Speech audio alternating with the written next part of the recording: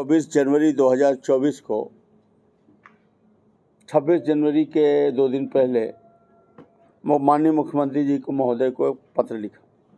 मैं पहले बीजेपी में एमएलए था, तो मेरे बहुत सारे दोस्त एमएलए, तो हम लोग आपस में बात करते रहते। उन्होंने हमको फ़ोन करते रहते थे कि आपसे प्रस्ताव मांगा, क्या आपने अपना वाला प्रस्ताव दे दिया? तो हमने कहा कौन सा प्रस्ताव? में कोई सूचना नहीं। हमने अपने नेता प्रतिपक्ष को फ़ोन किया, उन्होंने बोला कोई सूचना नहीं। हमने अपने कांग्रेस के कम से कम 20 विधायकों को फ़ोन किया, उन्होंने बोला कोई सूचना नहीं। मेरे दिमाग में आया कि कल ये कह देंगे कि आपने जमा ही नहीं किया। तो हमने अपने पुराने बीजेपी के विधायक मित्रों से पूछा, तो उन्होंने बोला कमल सोलंकी करके एक डीएस है, डिप्टी सेक्रेटरी, वो सीएम के बिहाफ में फ़ोन कर रहे हैं कि 15-15 करोड़ रुपए के कार्य आप लोग प्रस्ताव दे दें, जो भी आपका मन। तो मैंने तुरंत क्या किया कि उनकी समय सीमा जो थी 31 तारीख तक दे दे, उसके अंदर ही 26 जनवरी के पूर्व उन्होंने लिखा था। मैंने 24 जनवरी 2024 को एक पत्र लिखा, विषय लिखा आगामी विधानसभा सत्र फरवरी 2024 के अनुपूरक बजट में सिमरिया विधानसभा क्षेत्र के विकास कार्यों को संलग्न सूची अनुसार बजट में स्वीकृत। फिर मैंने लिखा, आपकी योग्यता पर मुझे संदेह नहीं, किंतु कार्य प्रणाली पद की गरिमा के अनुरूप नहीं। ये बड़ी बात। फिर हमने लिखा, प्रथम विधानसभा सत्र के दौरान आपने जब अपनी ओथ ली थी, तो आपने ओथ में ये लिखा था कि बिना भेदभाव, बिना पक्ष विपक्ष, जनहित में हम किसी बिना राग द्वेष के काम करेंगे। इसके बाद जब आपने पहली बार अपना भाषण दिया सदन में, अभी जो पहला वो हुआ था, उसमें आपने कहा था कि दलगत भावना से ऊपर उठकर हम पक्ष और विपक्ष मिलकर प्रदेश के हित में काम करेंगे। लेकिन ये जो आपका ये, फिर इसमें मैंने लिखा, हमने इसमें ये लिखा कि आप मध्य प्रदेश के 6.5 करोड़ जनता के प्रतिनिधि हैं और पूरा मध्य प्रदेश आपकी ओर बहुमुखी विकास को लेकर देख रहा है, केंद्रित है। जहां भारतीय जनता पार्टी को हार का भी सामना करना पड़ा, वहां दूसरे दल के प्रत्याशी निर्वाचित हुए तो भाजपा को लगभग बराबर मत मिले, कहीं 2-4-5 हज़ार वोट से भाजपा हार गई। फिर मैंने लिखा कि आप 230 में से 230 तो नहीं जीत सकते, 10, 20, 30 तो हारी हैं, मैंने छूटेंगी। आप ऐसा क्यों मानते हैं कि लोकतंत्र में 100 में 100? फिर हम इसमें लिखते हैं कि मुझे दूरभाष द्वारा मिस्टर सोलंकी की ये जानकारी हुई और मैं मिस्टर सोलंकी से मिलने गया, तो वो लेने को तैयार नहीं थे मेरे पीए से, तो मुझे जाना पड़ा। तब उन्होंने मुझे पावती दी और मैंने पूरे TSAS के साथ आपके यहाँ जमा करा दिए, जिला पंचायत में कॉपी जमा करा दी, कलेक्ट्रेट में जमा करा दी। और यह संभव नहीं है कि यह बिना आपके निर्देश के अनुसार हो, क्योंकि ये सब काम आपके मुख्यमंत्री सचिवालय से संचालित हो रहा है। इससे आपकी संकीर्णता स्पष्ट नजर आ रही है कि आप कितना छोटा सोच रहे हैं। इससे मध्य प्रदेश का भला क्या होगा? कृपया करके सभी विधायकों को बराबर से उनका वो करें और मेरे प्रस्ताव को वो करें। मैंने उनको पत्र दे दिया, उसका उत्तर ये है, देखिए आप, परसों मेरे मेल में आया, परसों मेरे व्हाट्सएप में भी आया, मैसेज में आया। और ये 31 तारीख की, 31 क्या है ये, 31 जनवरी 2023 की डेट पे ये डिस्पैच करके ये इनके कार्यालय से राजेश कुमार सिंह, विशेष कर्तव्य अधिकारी, मुख्यमंत्री OSD ने पत्र लिखा। ये मेरा पत्र है जिसमें मैंने लिखा। फिर ये मेरे कामों की सूची है, ये लिखा। ये तो क्लियर है ना कि इनको मिल गया। 2024 अब जब ये सप्लीमेंट्री बजट आया तो उसमें किसी भी विधायकों के, कांग्रेस के शामिल नहीं। जब सप्लीमेंट्री बजट में, मैं आपके पास मेरी स्पीच है, इसमें देख लीजिएगा, मैंने कल अपनी स्पीच दी, तो मैंने दिया स्पीच में कि 20 वर्षों से एक ही पार्टी की सरकार है, 18 वर्ष से एक ही व्यक्ति मुख्यमंत्री हैं। आज भी लक्ष्मी लाडली की जो नई लक्ष्मी लाडली पैदा हुई वो भी मजदूरी कर रही, रोजगार के आपने अवसर नहीं पैदा किए। राज्यपाल महोदय ने अभिभाषण में भी कहा है, मैं भी कह रहा हूँ, भारत गांधी के सपनों का देश है। यहाँ की 70-75% आबादी, 80% आबादी गांवों में विकास करती है। जब तक हम गांवों को मजबूत नहीं करेंगे, किसान को मजबूत नहीं करेंगे, उनकी बिजनेस साइकिल नहीं बनाएंगे, तब तक देश नहीं बदलने वाला। जैसे अभी हम गेहूं और चावल बो देते हैं, भगवान की ओर देखते हैं, आपने नहरें भी दे दी, थोड़ा उत्पादन भी बढ़ा, फिर हम उपार्जन केंद्रों का चक्कर लगा रहे हैं, गेहूं बेच रहे हैं, बस यहीं तक ना सीमित है खेती। कोई किसान बड़े मुश्किल से बच्चे को पढ़ा पा रहा है, बच्ची की शादी करना है तो 2 डिसमिल ज़मीन बेच पा रहा है। नरसिंहपुर, कुछ इंदौर का बेल्ट, रतलाम, कुछ ऐसी जगहें हैं, कुछ छिंदवाड़ा, जहाँ का किसान संपन्न है। क्यों है? क्योंकि वहाँ शुगर मिल है तो गन्ने का अच्छी कीमत पा रहा है, कहीं मक्के की स्टार्च इंडस्ट्री है तो वहाँ अच्छी कीमत पा रहा है, कहीं आलू के चिप्स बन रहे हैं तो वहाँ वो एक आलू 20 पैसे का बेच रहा है और 20 पैसे के एक आलू से एक पैकेट चिप्स 12 रुपए की बिक रही। अच्छा कमा रहा है, किसान कुछ नहीं कमा रहा। अगर कोई किसान स्मॉल स्केल इंडस्ट्री लगाना चाहे तो कम से कम उसको 33 kV लाइन का कनेक्शन लेना पड़ेगा, और फैक्ट्री जमते जमते साल भर लगी जाते हैं, तो उसका एग्रीमेंट है कि कम से कम आपको 27 लाख रुपए का बिल देना ही हो। हम जैसे लोग तो दे लेंगे, एक आम किसान 6 महीना 8 महीना खड़े होते होते उसका प्रोडक्शन नहीं आएगा और 27 लाख का बिल देगा, टूट जाएगा। आपको कम से कम उसमें 50% सब्सिडी देना चाहिए, मंडी टैक्स देना चाहिए। इधर आपने कभी ध्यान नहीं दिया। आपने वही चिल्लर बांटो योजनाओं के नाम पर, एक तरह से लोगों को घुमा के नगद पैसा दो, और वोट लेने में आप सक्षम हैं, आप चुनाव भी जीत रहे हैं, और विपक्ष हमारा, हम मानते हैं कि कमज़ोर स्थिति में है हम, आप सफल हैं। आपके पास पूरी संभावना थी कि अगर आपकी नीति अच्छी होती और नीयत अच्छी होती तो आज प्रदेश का हाल कुछ और जाता। फिर मैं इनको ये सब बातें मैं लिखा, फिर हमने कल भाषण में बोला है कि माननीय मुख्यमंत्री जी, आप नए मुख्यमंत्री बने हैं, आपकी ओर बड़े लोग बड़ी आशा से देख रहे हैं। आप कुश्ती में चैंपियन, मुक्केबाजी में गोल्ड मेडलिस्ट, तलवारबाजी में 1 नंबर, और आप देश के नामी गिरामी पहलवान हैं, और पहलवान की तीक्ष्ण बुद्धि, और फिर आप यादव। आपकी बुद्धि के, इस बुद्धि के रहते अगर प्रदेश विकास नहीं करेगा तो कब करेगा? हमको पूरी उम्मीद है, दिख रहा है कि आपका जो ये तीक्ष्ण बुद्धि है और जो आपका एकदम निर्मल मन है, इससे जरूर प्रदेश विकास करेगा। कल मैंने इस वीडियो बोला, आपकी कैसे एक ये बात थी। हमने दूसरा काम ये किया था,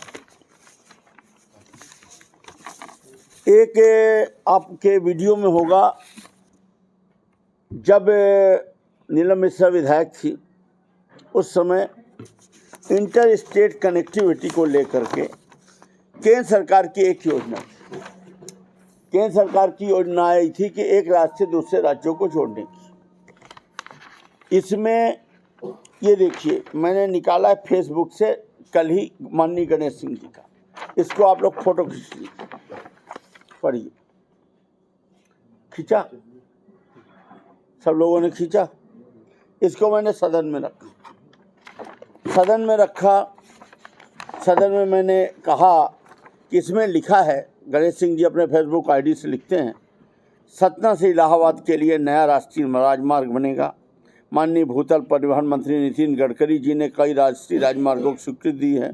दमोह से हटा अमानगंज, जसों, नागौर, सतना, बाया सिमरिया, जवा, सूती, शंकरगढ़, इलाहाबाद राष्ट्रीय राजमार्ग की स्वीकृति प्रदान कर दी गई। इसी तरह अयोध्या से चित्रकूट जो नया राष्ट्रीय राजमार्ग घोषित हुआ, उसे मैंने चित्रकूट से सतना तक बढ़ाए जाने का प्रस्ताव दिया था, जिसकी स्वीकृति मिल चुकी है। इन सभी के टेंडर भी जारी हो चुके हैं। क्या गणेश सिंह जी झूठ बोलते हैं? अगर ये ऐसा नहीं है तो इसका मतलब वो झूठ बोल रहे हैं। अभी 17 जिले में 2 राष्ट्रीय राजमार्ग, पहला NH7 बेला चुके, दूसरा NH75 बेला से बमीठा, ये कंप्लीट हो गया। इसके अलावा राष्ट्रीय राजमार्ग 17 जिले को एक नई सौगात मिल गई है। इसका काम जल्द ही शुरू होने वाला है। ये कब की बात है? जब नीलम मिश्रा विधायक थी और फिर वो चुनाव नहीं लड़ी। सांसद जी इन्हीं सब घोषणाओं में चुनाव जीते। हमसे पूर्व विधायक KP त्रिपाठी जी को भी इन सब का लाभ मिला। 5 साल में कोई कोशिश नहीं हुई।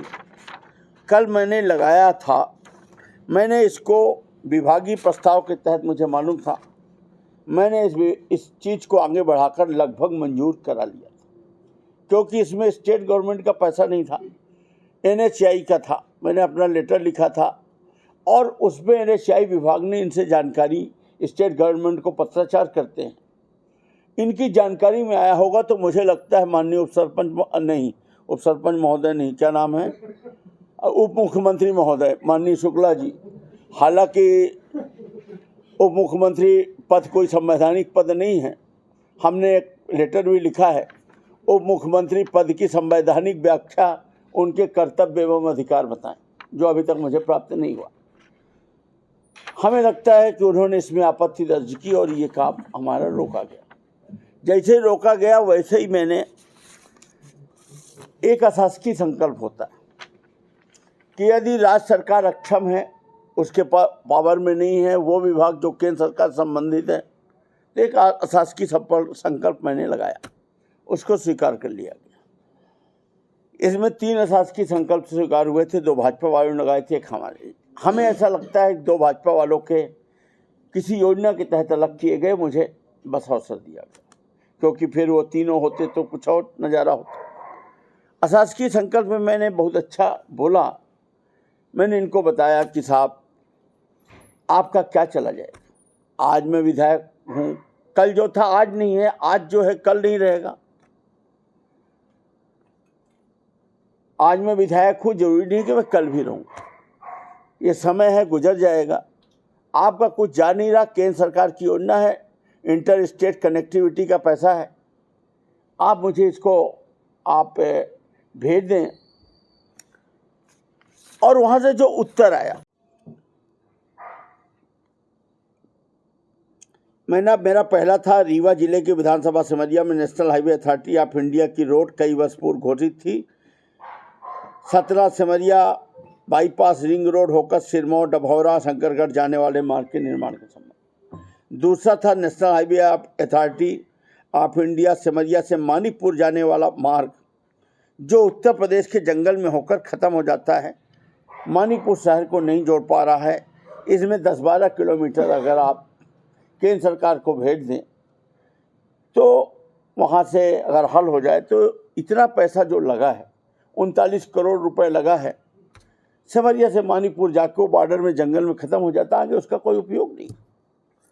इसमें उत्तर आता है NHAI की तरफ से कि 2 राज्यों को जोड़ने वाली सड़क सतना, सिमरिया, सिरमौर तथा शंकरगढ़ 4 लेन चौड़ीकरण हेतु DPR निर्माण का कार्य पिछड़ा क्षेत्र धार्मिक पर्यटन स्थल की परियोजना BRT backward area religious tourist places में बनाई जा चुकी है। कार्यालय कटनी के अधीन DPR तैयार कराए जाने हेतु स्वीकृत किया गया था, किंतु भारत शासन के सड़क परिवहन एवं राजमार्ग मंत्रालय यानी मोर्थ, जो मूल NHAI, देखिए केंद्र सरकार की सड़क की 3 है, मेन है विभाग मोर्थ, जिसको ministry of surface and transport करते हैं, यही जो मैं पढ़ रहा हूँ NH, और दूसरा है NHAI national highway authority of India, तीसरा है NHAIDCL जो नॉर्थ ईस्ट में काम करता है।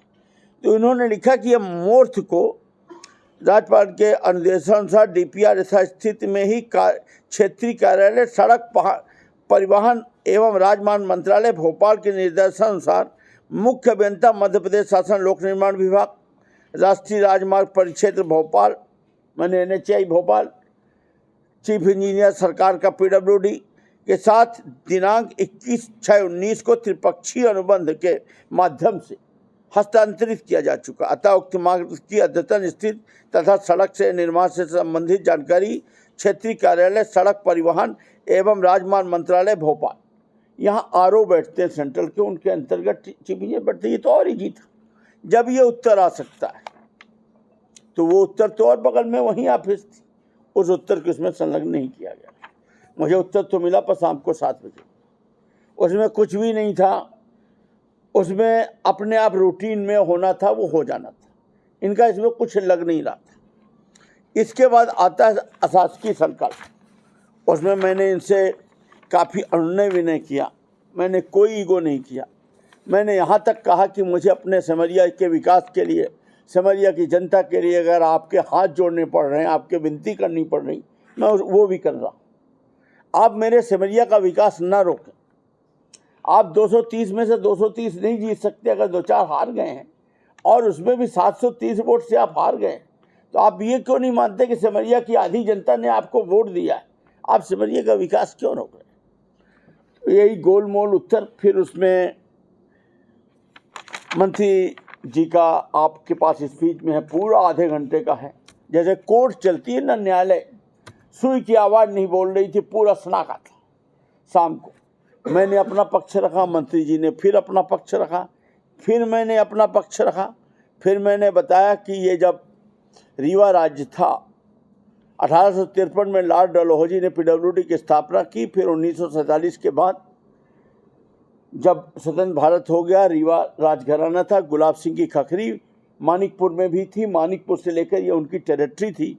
तब ये जंगली मार्ग हुआ करते थे, और उस जमाने के जो 13 सबसे पुराने स्टेट हाईवे थे, उसमें रीवा, सिमरिया, मानिकपुर था, और वहाँ तक वो खुद जाया करते थे, तब जंगली मार्ग होते थे। बाद में यहाँ तक तो सिमरिया के जो यूपी बॉर्डर है वहाँ तक तो बना दिया गया, वहाँ भी थोड़ा बहुत जंगल थे, वो कट गए, बन गए। अब यूपी में अपना जोर नहीं था, तो आप इसको, तो माननीय मंत्री महोदय जी ने कहा इसको हम इस आपस में सरकार से बात करके, हमने कहा बिल्कुल आपकी बड़ी कृपा होगी। तो बोले कि आप इस संकल्प को वापस ले लीजिए। उन्होंने कहा संकल्प वापस लेने को तैयार हैं? तो हमने कहा हाँ, मैं इस संकल्प लेने को आपके आश्वासन पर तैयार हूँ कि आपके प्रयास से हमारा ये काम हो जाए। फिर हमने कहा कि दूसरे का क्या होगा? तो बोलने लगे कि उसमें ट्रैफिक डेंसिटी, रोड की माल बहुत अच्छी है, ट्रैफिक डेंसिटी कम है। हमने कहा नहीं साहब, मैं इसका इसी विभाग में को समझता हूँ, ये इंटर स्टेट कनेक्टिविटी केंद्र सरकार की योजना है, यहाँ कोई नहीं पूछने जा रहा ट्रैफिक है कि नहीं। केंद्र सरकार का है कि एक राज्य से दूसरे राज्य को 4 लेन सड़क से जोड़ना है तो जोड़ना है, इसमें इसका कोई मतलब नहीं। आप इसका गलत उत्तर दे रहे हैं, आप इसको आप यहाँ के माध्यम से केंद्र सरकार को आप भेज दीजिए, जो डिसीजन होगा। फिर वो बोलने लगे कि नहीं, ये संभव नहीं, आप इसको वापस कर लीजिए। फिर माननीय हमारे विधानसभा अध्यक्ष महोदय ने कहा कि आप अशासकीय संकल्प को वापस ले रहे हैं कि नहीं? तो हमने कहा एक को ले रहा हूँ, एक को नहीं। एक आपके भरोसे कि आप 2 राज्यों से, तो बोले दोनों एक साथ होंगे तो दोनों होंगे, नहीं तो नहीं। तो हमने कहा कि, उन्होंने कहा एक लाइन में हाँ या ना में उत्तर दीजिए, तो हमने कहा ना। तो बोले तो फिर मतदान करा दिया जाए। तो मतदान में उनकी बहुमत संख्या ही है, तो उन्होंने, उनके नेता ने, जो प्रतिपक्ष में के थे, उन्होंने इशारा किया ना, तो पूरे लोगों ने बोला ना, और हमारे लोगों ने बोला हाँ। हमारी संख्या कम थी, प्रस्ताव गिर गया। हमने उनको बताया कि साहब, रीवा सिमरिया की रिंग रोड है, इससे अगर आप इसको जोड़ देते हैं तो हमारा चित्रकूट ये इतनी चीज़ों का फ़ायदा होगा। और अगर आप कुछ नहीं कर सकते हैं तो इतना करिए कि सिमरिया बाज़ार में इतने से ट्रक निकलते हैं, ट्रक वालों से अवैध वसूली की जा रही है। नगर पंचायत सिमरिया द्वारा पिछले 3 वर्षों से प्रतिदिन 3500 कटता है। ऐसा कैसे हो सकता है कि प्रतिदिन 3500 आए, और जबकि वहाँ 1 लाख रुपए तक की वसूली है। ट्रक वालों से, दूध वालों से, सब्जी वालों से भयानक मारपीट की जाती है, वसूली होती है। तो कम से कम ये ट्रक वाले इससे आ जाएंगे। तो आप हमको सिमरिया थाने के पीछे से वहाँ तक ये 15-15 करोड़ रुपए आप लुटा रहे हैं, तो हमें 8-10 करोड़ रुपए दे दीजिए। तो हमारा कि जनता सब देख रही है साहब आप क्या कर रहे हो सदन, मैं अपना कर्तव्य पूरा कर रहा हूँ, जनता सब देख रही है। मैंने वापस इसलिए नहीं ले सकता कि मैं अपने जनता के सामने दोष का भागीदार नहीं बनूंगा। मैं अपने कर्तव्यों को निभा रहा हूं और आप हमारे सिमरिया की क्षेत्र की जनता से बदला ले रहे हो। सिमरिया की जनता जरूर इसका समय पर जवाब। एक ये इतने यात्री जाते हैं, बहुत सारे अराजक काम होते हैं जो लोग चर्चाओं में नहीं आते हैं, बड़े घरों के बच्चे जाते हैं, वहाँ के साथ मैं यहाँ चर्चा नहीं कर सकता, कैसी कैसी घटनाएं होती हैं। मैंने उनसे निवेदन किया कि एक ये मैंने याचिका लगाई। चौथा मैंने एक और याचिका, ये तो मैंने शून्यकाल में लगाया, एक मैंने याचिका लगाई जिसमें मैंने सिमरिया कॉलेज में संकाय खोले जाने हेतु कि हमारे यहाँ कॉलेज तो खुल गई, बिल्डिंग भी बन गई, लेकिन विज्ञान संकाय, भौतिक, रसायन, जंतु विज्ञान, वनस्पति विज्ञान, गणित विषयों में स्नातकोत्तर पाठ्यक्रम नहीं है। और जो बीए तक के हैं और एक तो कॉमर्स नहीं, और जो बीए तक के विषय हैं इनमें कुल 3 टीचर और 10 फैकल्टी टीचर। 10 जो फैकल्टी टीचर हैं वो हमारे भारतीय जनता पार्टी के मंडल अध्यक्ष की पत्नी, इसकी पत्नी, उसकी पत्नी, सब ऐसे लोग भरे हुए। आप सोचिए बच्चों का भविष्य क्या होगा। हमने इनसे टीचरों की मांग की, हमने कॉलेज की बात की, हमने रिंग रोड की बात की, अपने दोनों उसकी बात की, फिर पूर्वा प्रपात की बात की। एक और चीज़ हमने मांगी थी, वो कहीं लिखा था ना, 5 चीज़ें थी, यही की चीज़ें। हाँ, फिर मैंने अभ्यावेदन लगाए हैं कुछ स्कूलों में उन्नयन करने के लिए, और कुछ हमारे अभ्यावेदन एक तो कल स्वीकार हुआ लेकिन उसको पढ़ा नहीं गया, पढ़ा हुआ माना गया समय की कमी के कारण। अभी मेरे बहुत सारी चीज़ें, मैंने बहुत सारे प्रश्न, बहुत सारे तथांकित आतरांकित प्रश्न, और इसके अतिरिक्त मैंने पूरे के पूरे ध्यानाकर्षण, धारा 52 में भी जितना मैंने किताबों के खूब अध्ययन किया है। अभी मैं 3 दिन रात को 2:30 बजे सोया हूँ और 5 बजे उठा हूँ, और 6 बजे टोकन लेने चला जाता था 7 बजे विधानसभा में, तब नंबर आता था। तब ये दिन रात मेहनत करके और इतने डॉक्यूमेंट्स तैयार करके, वहाँ ऐसे नहीं बोला जा सकता, वहाँ सब वरिष्ठ विद्वान सदस्य हैं, उनके सामने आधार पे बोलना पड़ता है। मैंने अनुपूरक बजट पे कल बात की है, इनको ज़रूरत ही नहीं, 38,000 करोड़ रुपए ये खर्च ही नहीं कर। कैग की रिपोर्ट है, जो ऑडिट लेखा की कैग की रिपोर्ट है, मैंने खोल दी उसको, ये देखिए साहब इतना पैसा आपने खर्च किया, इसमें इतना भ्रष्टाचार, आप ये सब कर क्यों रहे हैं। और दूसरा 3,300 से कर्ज बढ़ाकर आज 44,000 45,000, जो अपने यहाँ का क्या कहते हैं उसको, जीपीडी क्या कहते हैं उसको, जीडीपी का जितने % हम ले सकते हैं, रिजर्व बैंक ऑफ इंडिया की गाइडलाइन के अनुरूप, आप मेरी स्पीच में पढ़िएगा, उससे ये बहुत आगे जा चुके हैं। इसके बावजूद भी ये अनावश्यक कर्ज लेते जा रहे हैं, और कर्ज लेने का एक कल्चर सा हो गया, और पैसे आप देखिए कि किसी ठोस प्रबंधन में ये काम नहीं कर पाते। फिर हमने कल अनुपूरक बजट में पूरी बातें बोली। हमने ये बोला कि हमारे यहाँ ये नहीं है, आज भी अधूरे भवन पड़े हुए हैं जिसमें करोड़ों करोड़ रुपए लगे हैं, कहीं आंगनबाड़ी के, कहीं फलाने के। 20 साल की सरकार हो गई, आप आज भी आपके आंगनबाड़ी भवन नहीं है, पंचायत भवन नहीं है, अस्पताल नहीं है, इनके लिए आपने कोई प्रबंधन नहीं किया। आपने मनरेगा में मजदूरों के बढ़ाने के लिए कोई प्रबंधन नहीं किया। हम जब जिला पंचायत अध्यक्ष थे तो एक्ट में जिला पंचायत अध्यक्ष का मानदेय है 750 रुपये। आज जिला पंचायत अध्यक्ष को कितना मिल रहा साहब? 65,000 रुपये। पंच को कितना है एक्ट में है? 100 रुपया। अभी इन्होंने पंच का कितना किया है? 150 रुपये। जिला पंचायत अध्यक्ष का 750 से 65,000 कितने गुना हो गया साहब? 70-80 गुना। पंच का कितना किया? 100 का 150, वो भी दिया नहीं। और पंच वही है जिसके घर में 50 वोट बनता है, उसकी पंचायत में भी कोई भूमिका नहीं। हमने कहा इसके लिए आपने क्या प्रबंधन किया?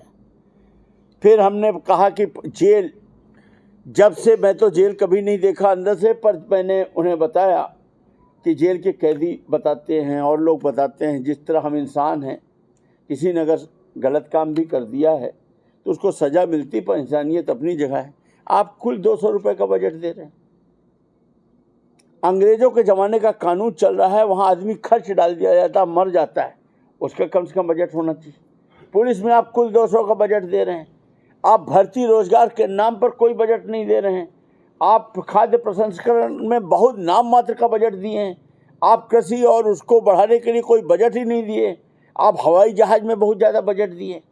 मैं बुक नहीं लाया हूँ, मैंने इनका एक एक चीज़ किया कि आप कितना मनी वेस्ट कर रहे हो और कहाँ कहाँ ज़रूरी था वो नहीं दिए हैं। वो मेरी स्पीच में आपको समझ। फिर मैंने राज्यपाल के अभिभाषण में भी पूरी बातें कही कि आपने पिछले अभिभाषण और इस अभिभाषण में एक ही विषय को हम लोगों को सिखाया जाता है, पुनरावृत्ति से बचें, सदन का महंगा समय बचाएं। और राज्यपाल महोदय ने 16 बार जो पिछले दिसंबर में बोला था उसी में लगभग 40% उसी को दोहरा दिया। वही तेदुबत्ता मानक बोरा, वही प्रधानमंत्री जी, वही राम राज्य, वही धर्म। हमने कहा था कि सिमरिया नगर पंचायत से मैं 2900 वोटों से आगे हुआ और वहीं से मैं चुनाव जीत गया। ये उसी का नतीजा था जो आप सब्जी वाले, दूध वाले और इनको मार मार के पैसा लूट रहे। और अब तो यादव जी हमारे मुख्यमंत्री, कम से कम यादवों की तो पिटाई रोक लो, कुशवाहा समाज की सब्जी बेचने वालों की तो पिटाई रोक। मैंने ये सब बातें उनसे कही हैं। अनुपूरक बजट में मैंने बोला है, अशासकीय संकल्प में मैंने बोला है। राज्यपाल के भाषण को आप सुनिएगा, मैंने इनका पूरा खोल के रख दिया है सब कुछ। राज्यपाल के भाषण में हम बहुत सारे विषय ला सकते हैं। मैंने अच्छा परफॉर्म करने की कोशिश की है, अपने कॉलेज वगैरह के लिए अभ्यवेदन दिया है। मेरा ये कहना है, ये तो रही मेरी इतनी बातें, ये मेरे डॉक्यूमेंट्स हैं। आप मेरी इन बातों को जनता तक पहुंचाएं और साथ में वो जो क्लिप है, मेरी बातें नहीं माने। कल सदन वो हुआ है तो कल बहुत सारे रिकॉर्ड आने में 2-3 घंटे लगते हैं। हो सकता है कल संडे को आधा टाइम खुलता है तो वो मिल जाएंगे, लेकिन सीडी तुरंत उपलब्ध हो जाती। जो बोलते हैं तो आजकल वो हो गया है ऑनलाइन सा, तो वो आपके पास उपलब्ध है। मैं आपसे निवेदन करता हूँ कि आप लोग हमारे बोले हुए चीज़ों को क्रम बाई क्रम जरूर रीवा की पब्लिक को दिखाएं और उस पर जो हमारे प्रिंट मीडिया के लोग हैं तो जो आपको उचित लगता है और लिखें। मैं विपक्ष का विधायक हूँ। मुझे यदि व्यक्ति लोभ छोड़ दे कि हमको आपसे कुछ भी नहीं चाहिए और खो देने का भय छोड़ दे कि तुम्हें जो मेरा करना हो कर लेना, मेरा क्या होगा, जो होगा हो जाए, ठीक है ना, तो फिर डर किस बात का। और मैं सब कुछ मेरा है, मुझे तो कुछ ऐसा था नहीं कि फलाने दे गया था तो मेरा कुछ खो जाएगा तो चला जाएगा। मुझे इनसे कोई उम्मीद नहीं है कि ये प्रदेश का भला करेंगे। मुझे कोई उम्मीद नहीं है कि ये मैंने राज्यपाल के भाषण में पुनः मैंने रिपीट किया कि माननीय राज्यपाल महोदय, आपने लोक परिसंपत्ति विभाग की प्रशंसा की है कि लोक परिसंपत्ति विभाग से हमने इतने की संपत्ति बेच डाली। मैं इसकी प्रशंसा करता हूं कि उसमें भ्रष्टाचार नहीं हुआ, लेकिन ये शर्म की बात है कि हम अपने मूल संपत्तियों को बेचे दे रहे हैं। चलिए ठीक है, उसमें आपने वास्तविक बात ये है कि लोक परिसंपत्ति विभाग से इन्होंने कहीं छोटे से छोटे शहर की छोटी सी छोटी ज़मीन बेची थी, वो भी 28,000-30,000 रुपये स्क्वायर फीट। फिर मैंने जिक्र ये किया कल पुनः, जैसे पहले दिन किया था, जो ज़मीन ओपन ऑक्शन में 28,000 रुपये स्क्वायर फीट बिक रही है उसको आपने सिरमौर चौराहे में 1,800 रुपये स्क्वायर फीट कैसे मूल्यांकित कर लिया।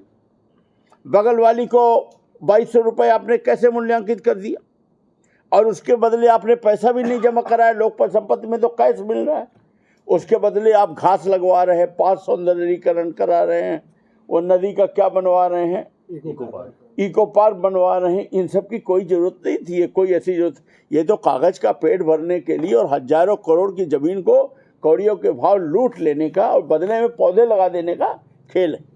आज आप देखिए, कोर्ट के सामने जो सिंचाई विभाग की ज़मीन थी उसको इन्होंने बेचा कौड़ियों के भाव, और वही व्यक्ति जिसने भी खरीदा है वो सब मिले जुले हैं ये लोग, वो उसका प्लाट काट के 30,000 रुपये स्क्वायर फीट पर रजिस्ट्री करवा। ये क्या ये अगर ओपन ऑक्शन करते तो क्या 30,000 रुपये स्क्वायर फीट नहीं आता? क्या जरूरत है कान को घुमा के दे पकड़ने की? तुम खुद ही 30,000 रुपये स्क्वायर फीट ले लेते, तो तुम 2,000 रुपये स्क्वायर फीट लेके इसको दे रहे हो और ये वही बात तुम्हारे सामने 30,000 रुपये ले रहा है। इतना तो समझने लायक चीज़ है कि हो क्या रहा है। कोई बोलने वाला नहीं है, कोई बोल नहीं रहा था, तो इनकी बातें खुल नहीं रही थी। अभी इन्होंने टेंडर में फिक्सिंग की, अभी इन्होंने आचार संहिता कब लगी थी? आचार संहिता नहीं 9 तारीख को सर, हाँ 9 को लगी ना, 6 को लगी, ऐसा कुछ। उसके 2 दिन बाद हमारे सिमरिया में 100 करोड़ के ऊपर के ये 2 टेंडर लगाते हैं। आचार संहिता लगने के 2 दिन बाद, और जिस दिन हम लोगों का रिजल्ट खुला है उसके 1 दिन पहले उसको खोल लेते हैं। और जब हमने इसकी लेटरबाजी की तो ये कहते हैं कि हमने रीवा के राजस्त्री समाचार पत्र में 1 दिन पहले छपा दिया था। आजकल टेंडर का नियम क्या है? E portal, e procurement portal. Bangalore में बैठा ठेकेदार 150 करोड़ का टेंडर में कंप्लीट करेगा तो वो थोड़ी जानेगा कि रीवा के विंध्य भारत में क्या छपा है, ये थोड़ी देखने जानेगा। आजकल तो ई पोर्टल। और सबसे बड़ी बात यह है कि अगर आपका टेंडर फॉर्म बिकने का कोई और साधन हो तो हम उसको मान लें कि भाई ठीक है, विभाग बेच रहा है, हम कंप्यूटर में नहीं देख पाए, हम अखबार में देख के खरीदने चले। केवल टेंडर फॉर्म बेचने का केवल एक ही माध्यम है, ई प्रोक्योरमेंट पोर्टल। तो जो उसमें विज्ञापन आएगा वही डेट मानी जाएगी।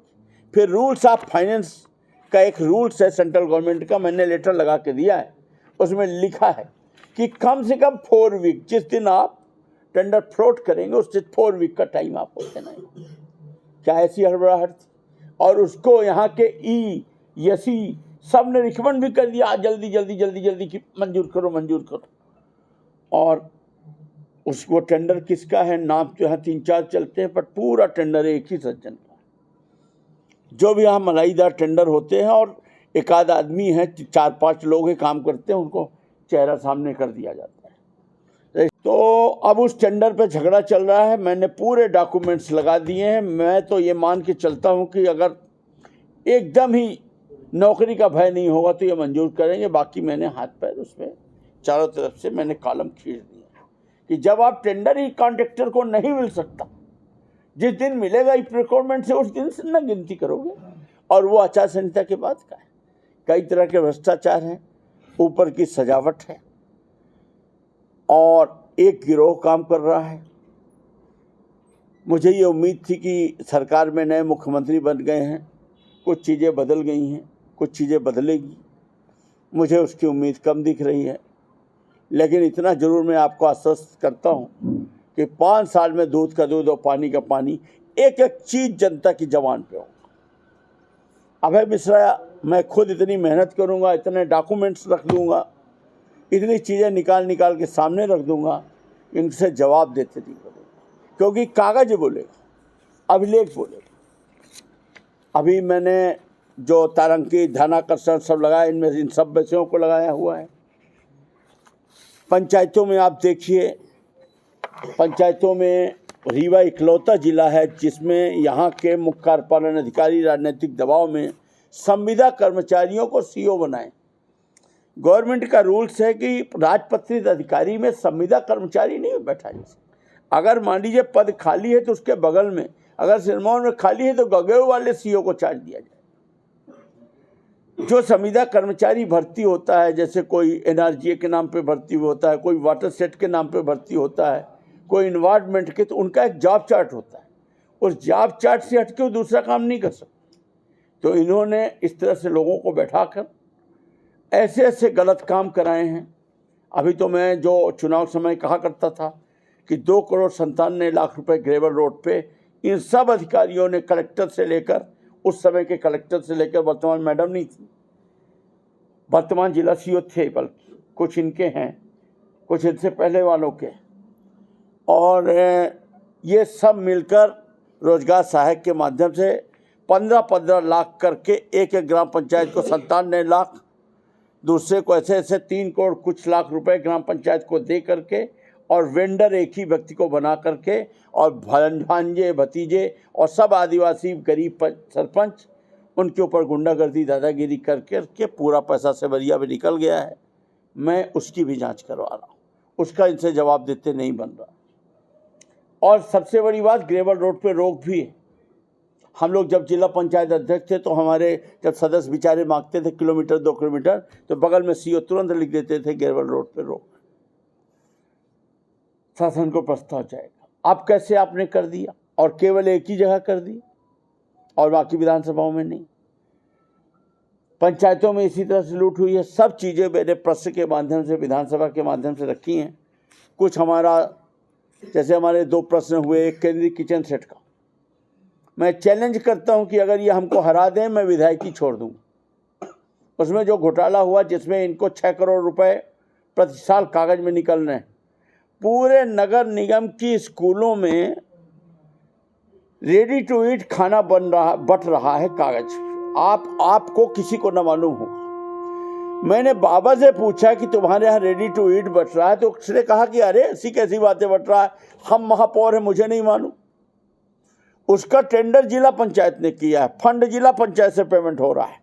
बटना नगरीय क्षेत्रों में नगर निगम वाले को लगता है कि मेरे यहाँ से पेमेंट नहीं है, कैसे बट रहा है, और जिला पंचायत में वो तो एक्सटेंशन हुआ तो फाइल मेरे हाथ में आ गई। उसमें 2 साल के लिए टेंडर था, फिर बाद में 3 साल का रूल आया। 2 साल वाले इन्होंने निविदा बुलाई और एग्रीमेंट करा दिया 3 साल का और चुपचाप एक्सटेंशन कर दिया 2 साल का, और कागज में सब हो गया। आज भी कुछ नहीं, उसके मेरे पास फुल डॉक्यूमेंट है, मैंने उसको लगाया है।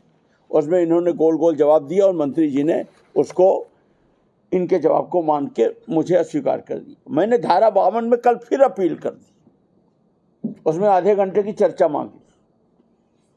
अध्यक्ष जी से निवेदन किया कि इसको स्वीकार करिए और हमारी आधे घंटे की आमने सामने चर्चा कराइए।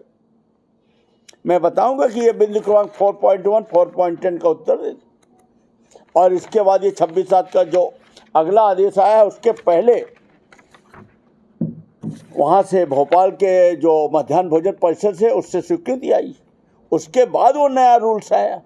तो जब उस स्वीकृति के आधार पे आप कर रहे हो जिसमें 2 साल और 1 वर्ष का एक्सटेंशन लिया है, तो नया रूल्स में जिसमें 3 वर्ष और 2 वर्ष लिखा है उसको कैसे लागू कर सकते? मैंने हम एग्रीमेंट इस टेंडर फॉर्म पे कराए और एग्रीमेंट करते समय सीधे फॉर्जिंग। रीवा भ्रष्टाचार का पूरा गढ़ है, नहीं बदलेगा। यहाँ 20 साल से लोकल अधिकारी बैठे हैं, लोकल कर्मचारी बैठे हैं, सब आपस में एक दूसरे के नाते रिश्तेदार हैं। यहाँ और तो कोई फैक्ट्री खेती है नहीं, सरकारी लूटपाट की कमाई है। माननीय मंत्री महोदय हमारे यहाँ 20 वर्ष से स्थापित हैं, इन्होंने एक काकस बना के रख लिया है, चाहे जमीन का हो। अब आप बताइए, एक मंडल है, एक मंडल में विधायकों को क्यों नहीं शामिल किया? केवल लोक निर्माण विभाग, PHE, फलाने और अध्यक्ष उसका कलेक्टर, जो कलेक्टर बोलेगा वही ना वो करेंगे। उसमें एक जमीन का मूल्यांकन कर दिया कि ये जमीन 1000 करोड़ की नहीं 100 रुपए की है, कलेक्टर रेट से मौके में बेची है तो 30,000 रुपये स्क्वायर फीट बिक रही और कलेक्टर रेट में 1800, ये कर दिया।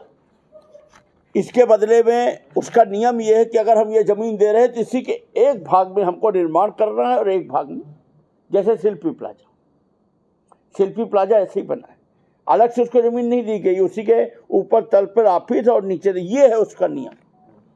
तो वो ना होकर एक ज़मीन के बदले आप दूसरा ज़मीन दे रहे हो, पार्क दे रहे हो, ये सब कर रहे हो, वो लूट अभी भी बंद नहीं हो रही। और एजेंसी कौन है? बना के रखे हैं इसको, हाउसिंग बोर्ड को। माननीय शुक्ला जी, माननीय मंत्री महोदय के सगे चाचा ससुर उसमें 9 साल ही थे जब तक ये सब आपका उन्हीं के टाइम में हुआ है। सिंह दुबे, RK सिंह दुबे क्या नाम। उसके बाद मात्र 1.5 या 2 साल में 3 अधिकारी आए, 6 महीने में चले गए, एक साल में। उसके बाद पिछले 6 साल से फिर कोई अनुज प्रताप सिंह स्थापित, इन्हीं के टाइम पे सब कुछ हुआ। देवरा है, देवरा जानते हैं ना, रामनगर के पास देवरा। देवरा में क्या है, ये वहाँ के इलाकेदार थे कर्नल बलवंत सिंह। कर्नल बलवंत सिंह बहुत अच्छे व्यक्ति, स्वतंत्रता संग्राम सेनानी थे और लेखक थे जैसे आप लोग। स्वतंत्रता के पहले से वो लिखते थे। स्वतंत्रता के पहले जब कांग्रेस की स्थापना हुई 1985 में ह्यूम ने की, तो उस समय देश का पहला मान्यता प्राप्त अखबार भारत भ्राता कर्नल बलवंत सिंह ने स्थापित किया। और वो जो भारत भ्राता स्थापित किया, उस जगह मालूम कौन सी थी? जहाँ ये गवर्नमेंट प्रेस लगता था, यही वो जगह थी जहाँ उन्होंने स्थापित किया। और वो जब एक लेख लिखते थे अंग्रेजों के खिलाफ तो 1 साल जेल में रहते थे। फिर जब छूट के आते थे फिर एक लेख लिखते थे, फिर वो जेल में रहते थे। उनके अंग्रेजों के खिलाफ लेख लिखने में उनकी आधी से ज़्यादा जिंदगी जेल में चली। और उस जगह को गवर्नमेंट प्रेस को समझड़िया संग्रहालय बना दिया गया। वहाँ पत्रकार भवन होना चाहिए था, वहाँ कर्नल बलवंत सिंह की मूर्ति होनी चाहिए थी। वो देश का पहला मान्यता प्राप्त अखबार था। इतना तो कम से कम रीवा की विरासत की रक्षा होनी चाहिए। पर हो क्या रहा है? कोई कुछ बोल नहीं रहा है। मुझे खुशी है इस बात की कि मैं विपक्ष से जीता हूँ, ईश्वर की कृपा है। मैं से जितना दम पड़ेगा, अगर मेरे संघर्षों में दम होगा तो मैं सिमरिया का विकास जरूर कर लूँगा। किसी के रोकने से नहीं होगा, ये अपने आत्मबल की बात है। और दूसरी तरफ वो चीज़ें जो आपके सामने 20 सालों में सामने नहीं आई, मैं आपको पूरी लाइब्रेरी के साथ एक डॉक्यूमेंट के साथ मैं 5 साल समर्पित करूँगा, ताकि आप रीवा का एक असली चेहरा आपके सामने खुलेगा। मैं इतना ही कहता हूँ। अभी जो डॉक्यूमेंट्स की आप बात कर रहे हैं, सदन में भी तमाम डॉक्यूमेंट्स निकालने की बात हमने पेश की। आपने शहर की जमीनों का ही मुद्दा उठाया। ये मुद्दे प्रासंगिक तो होते हैं, इसका कोई कानूनी पक्ष है कि उस पर कोई एक्शन होगा? जब ऐसे ही चलता रहेगा तो फिर तो मुद्दे यही तो मैं वहाँ निवेदन कर रहा हूँ कि जब एक तरफ आपने लोक परिसंपत्ति विभाग बना दिया, जब लोक परिसंपत्ति विभाग नहीं था, इसके पहले 2 साल पहले से एमपीआरडीसी उसकी नोडल एजेंसी, एमपीआरडीसी ऑक्शन करके ओपन ऑक्शन में बेच रही। उसने भी सही रेट पे बेचे, बहुत महंगी ज़मीनें बिकी। किसी ज़मीन की अगर उसने 3000 रुपये स्क्वायर फीट लगाई है वैल्यू, तो आप यकीन करिए 19-19 रुपये स्क्वायर फीट तक कंपटीशन हो। तो इसके पहले जब ये 3-4 साल पहले ये जब शिवराज जी ने सरकारी संपत्तियों को बेचना चालू किया ओपन, इसके पहले से 10 साल पहले से ये पुनर्घनत्वीकरण योजना चल रही। तो जो बेचा तो बेचा। अब जब लोक परिसंपत्ति विभाग बन गया तो उसको उस योजना पुनर्घनत्वीकरण योजना को पैरेलल रखने की जरूरत क्या है? उसको आप क्लोज करिए। और फिर अगर उसमें जो सदस्य बनाए हैं उसमें विधायकों को क्यों नहीं बना रहे? सब के सब विधायक भ्रष्टाचार में शामिल हो जाए तो बेच लो, नहीं तो कोई ना कोई तो होगा जो कहेगा ये गलत। मेरा यही तो मैं इसी बात की तो लड़ाई लड़ रहा। और आपका कुछ सर ये कह रहा था कि आपने बीच में कहा कि विपक्ष कमजोर है, कितना कमजोर देख रहा था? संख्या बल में क्या, बाकी हमारे यहाँ तेज बहुत। मैं आपको बताऊं, एक सत्यदेव कटारे, वो क्या नाम है, हेमंत कटारे, हमसे बहुत जूनियर होगा। वो नेता, उपनेता प्रतिपक्ष, 2 बार का विधायक, पहले 2.5 साल रहा, फिर अभी ये रहा। मैं 3 चुनाव जीत चुका हूँ। मुझे मन में आया कि अरे ये हमसे भी बहुत जूनियर, ये तो क्या कर रहे हैं ये साहब। उस बच्चे का जो मैंने डिवोशन देखा, वो 3 रात 3 दिन से सोया नहीं, कल वो सोया। और जो वो प्रेजेंटेशन देता है, जो वो लड़ता है, जो उसके अंदर कैलिबर है, ये जरा सा भी उसको नहीं दबा पाते। वो सत्यदेव कटारे का बेटा है, उसका ब्लड बताता है कि उसमें वो, जिसके अंदर आग होगी उसको कैसे रोक पाएंगे। मैंने तो मान लिया कि मैं जो कर रहा हूँ मैं कुछ भी नहीं हूँ, मुझसे वो बहुत तेज। रामनिवास रावत जी, डॉक्टर राजेंद्र सिंह साहब का, इनकी स्पीच, इनकी नॉलेज, बाला बच्चन की नॉलेज। हमारे यहाँ लोग तो अच्छे 10-15 बोलने वाले तेज, और बाकी अभी धीरे धीरे प्रैक्टिस में आ रहे हैं। भारतीय जनता पार्टी में आप क्या मानते हैं? 4-5 लोगों को छोड़ दीजिए, तो बाकी तो भगवान राम की बात करने के अलावा, राम राज मेरा मंदिर है इसलिए तुम लोग जलते हो, हम कुछ भी बोल रहे हैं। हम निर्माण की बात कर रहे हैं, वो मंदिर की बात कर रहे हैं। और हो के अलावा जैसे एक फौज बैठा रखी है, वो 5-6 के अलावा 7वें का नंबर नहीं है कि कुछ बोल। अरे भाजपा में भी है अच्छे प्रवक्ता, गिरीश गौतम, राजेंद्र शुक्ला अच्छे प्रवक्ता नहीं है क्या? नहीं, बिल्कुल नहीं। सदन में इंटरैक्ट होते होंगे ना? आमने सामने बैठते हैं, कभी दिखते हैं, वो अपनी जगह है। बाकी उनका सम्मान सदन के अंदर है, सबका मेरा सम्मान सदन के अंदर है। हम फॉर्मेट पे लड़ाई लड़ रहे हैं, हमारी कोई वैसी लड़ाई तो है नहीं कि हम युद्ध करने आए हैं, हम नियम कानून की सीमा। हाँ, क्या कमी नजर आ रही है स्वास्थ्य विभाग में सबसे पहला आयुष्मान कार्ड का जो खेल है, आप जान रहे हैं पूरे नर्सिंग होम उसी से जिंदा है। 5 लाख तक का है, आयुष्मान कार्ड में पकड़ के ले जाते हैं, जबरन उसको 1.5 लाख 2 लाख का बिल बना देते हैं, उल्टा उसको 2000 दे भी देते हैं कि दस्तखत कर जा, और एक कागज काम कर रहा है जैसे छात्रवृत्ति में काम कर रहा है। फिर इनके यहाँ मशीनों की सप्लाई, ये एक्सरे मशीन, ये इसमें इतना बड़ा खेल है पैसे का। फिर इनकी दवाई की सप्लाई, फिर इनके यहाँ स्टाफ डॉक्टर कुछ नहीं है, केवल हवाई है। बिल्डिंग कर्ज के पैसे से बिल्डिंग बस ये बना देते हैं और बड़ी बड़ी रोज घोषणाएं करते हैं। अरे साहब 20 साल हो गया, 20 साल में सब कुछ बदल जाता है, आपको दिख नहीं रहा है? एक होता है प्रदर्शन करना, इवेंट मैनेजमेंट करना, जैसे वहाँ पटाखा विस्फोट हुआ कि नहीं हुआ हरदा में। हम अगले दिन क्या 2 मिनट के लिए हमारे नेता पक्ष पर चिल्लाते रहे अध्यक्ष महोदय से कि साहब कुछ ना करें, 2 मिनट का इनका मौन रखें, ध्यान ही नहीं दिए। अगले दिन जब अखबारों में हल्ला मचा, आप लोगों ने हल्ला मचाया, तो ऐसा लगा कि अरे राम राम, हमसे ज़्यादा दुखी कोई नहीं। कोई ऐसी एक्टिंग कर रहा, कोई ऐसी कर रहा। मैंने जो देखा, मैंने कहा कि आप लोग इवेंट कर रहे हो क्या, जैसे इवेंट हो कि मतलब बिल्कुल जैसे नाटक के वो नहीं होता है। ये तो स्थिति। कलेक्टर एसपी पहले हटा दिए। ये सब हल नहीं है साहब, कलेक्टर एसपी हटा दिए। हम आपको बताते हैं इसका 15 किलो तक का खुला बारूद का लाइसेंस देते कलेक्टर। 15 किलो तक का खुला बारूद पोटेशियम नाइट्रेट और कुछ चीज़ों को लेके बनाया जाता है। इसमें सब कलेक्टर वगैरह दे देते हैं आदेश। और नारकोटिक्स विभाग है, इसके बारे में किसी को जानकारी नहीं। जेल विभाग, इसके बारे में किसी को जानकारी नहीं। एमपीबी के अंदर की किसी को जानकारी नहीं। ये सब चलता रहता है, अधिकारियों की मिली भगत है, इसमें कोई नेता इन्वॉल्व नहीं, ना भाजपा का ना कांग्रेस का। मिसरूल है सरकार में, पढ़े लिखे लोगों के मंत्री अच्छे पदों में बैठने की कमी है। अधिकारी राज 20 साल से चल रहा है, अच्छी मोटी कमाई है और लापरवाही। अब आप ये बताइए कि इतनी बड़ी घटना हो गई, ये दुकानों का स्टॉक चेक करने जा रहे हैं। अरे उसका नियम ये है कि बस्ती से इतनी दूर होना चाहिए। तुमने कितनों का लाइसेंस निरस्त किया है? एक का भी नहीं किया, एक का भी लाइसेंस निरस्त किया। कोई ऐसी कार्रवाई की कि मतलब मेन उद्देश्य हमारा क्या है? हत्या के बदले हत्या नहीं। किसी ने लापरवाही से किसी की जान चली गई, हम उसको फांसी में चढ़ा देंगे, क्या होगा?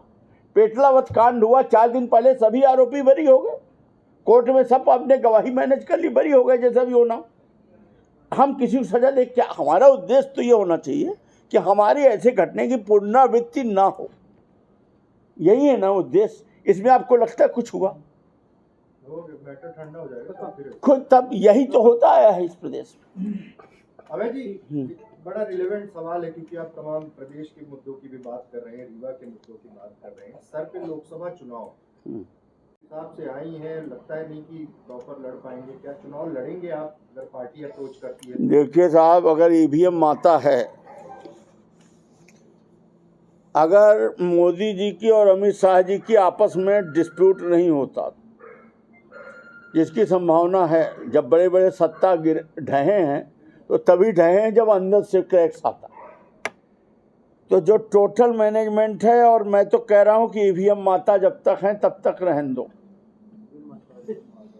साफ एक लाइन में मैं बता रहा हूं, मैं बहुत सारी चीजें जानता हूं लेकिन मेरा उसमें बस नहीं है, पर मैं जानता बहुत। जी अभी तो ईवीएम में ही आपने चुनाव लड़ा विधानसभा। मैं क्या बोल रहा हूं आपसे, वो तो किस्मत है, प्रकृति मैं वही बोल रहा हूँ, ईश्वरी कृपा है, 730 वोट से बच गया। नहीं, चुनाव तो ईवीएम पे लड़ा ना आपने। हाँ, ईवीएम पे ही लड़ा। मुझे आप यकीन करिए 22,000 वोट से जीतने की उम्मीद थी, जैसा मैंने कैलकुलेशंस किया था। और मैं अब आपको क्या बताऊं, क्या एक एक वोट में जानता हूं। मुझे खुद आश्चर्य है कि हो क्या गया, तब भी ईश्वर की कृपा थी। 730 वोट से मैं बहादुरी नहीं बता रहा, मैं ये बोल रहा हूं कि मैं बच गया।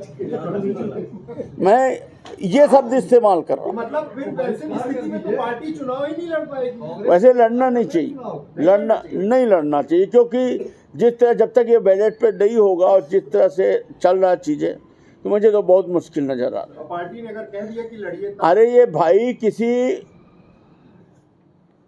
किसी मान लीजिए कोई अच्छा सा नाम लीजिए, मान लीजिए बिल्ली का कोई नाम ले लीजिए, कोई बिल्ली का नाम लीजिए, मतलब जैसे बिल्ली का नाम जो रखते हैं, हाँ कोई नाम बताइए, लूसी, मान लीजिए जैसे जूली बिल्ली।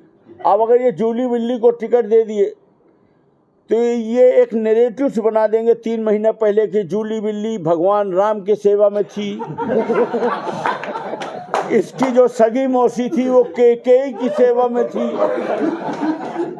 भगवान राम से इतना जुड़ी थी, और जूली के नाम पे ये इवेंट करा देंगे, जुलूस निकाल देंगे, एक माहौल बना देंगे कि पूरी जनता जूली के प्रति वो है, और जब रिजल्ट खुलेगा ईवीएम से तो आपको भी लगेगा कि जूली का माहौल तो था।